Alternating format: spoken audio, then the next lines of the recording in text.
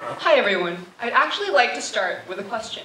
Let's do a show of hands. How many of you feel like you don't get enough sleep? Exactly, me too.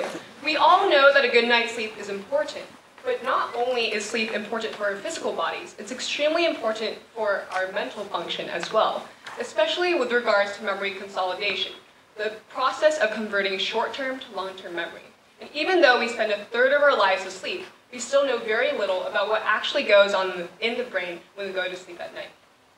While we usually consider how neurons influence our brain function, it turns out that the material surrounding our neurons, the perineuronal net, or the extracellular matrix, plays an extremely important role as well. In the Sorg lab at Washington State University, we focused on one particular brain structure, the perineuronal net, shown here in green. And these perineural nets have been shown to have a relationship with memory consolidation and regulating neuroplasticity, which is why we want to investigate them. Ultimately, our basic research question was, how do these natural sleep-wake cycles affect these perineuronal nets? And from this, what can we gain about the relationship between sleep and memory consolidation? In order to conduct our experiment, we used a rat model. And although rats are nocturnal, they actually provided an excellent model of the human brain for us to study. To see the changes in the intensity and the activity of these perineural nets over a 24-hour sleep-wake cycle, we looked at these structures at 4 different time points within a 24-hour cycle.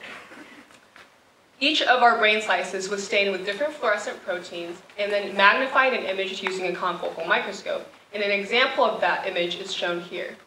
We then used these images and applied them to a unique pipsqueak software that we developed in the Sorg lab. This software allowed us to analyze and measure the intensity of these perineural nets and neurons 100 times faster than doing so manually.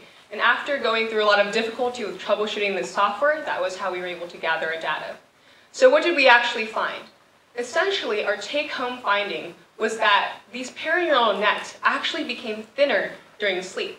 Essentially, as these nets became thinner during sleep, more so-called holes could appear in the net, and we believe this could allow for more synaptic connection to occur with the neuron. And this increased synaptic connection, we believe, could potentially lead to more memory consolidation. And that was our most important finding. So what's next for us at the lab? We believe that this research provides an excellent baseline for us to continue studying more research involved with sleep and perineural nets. We hope to look into how sleep deprivation, oxidative stress, and a variety of other factors influence perineural nets. And with a better understanding of these nets, we hope to get closer to understanding the relationship between sleep and memory. And at the Sorg lab, we are glad that we are one step closer to the answer. Thank you.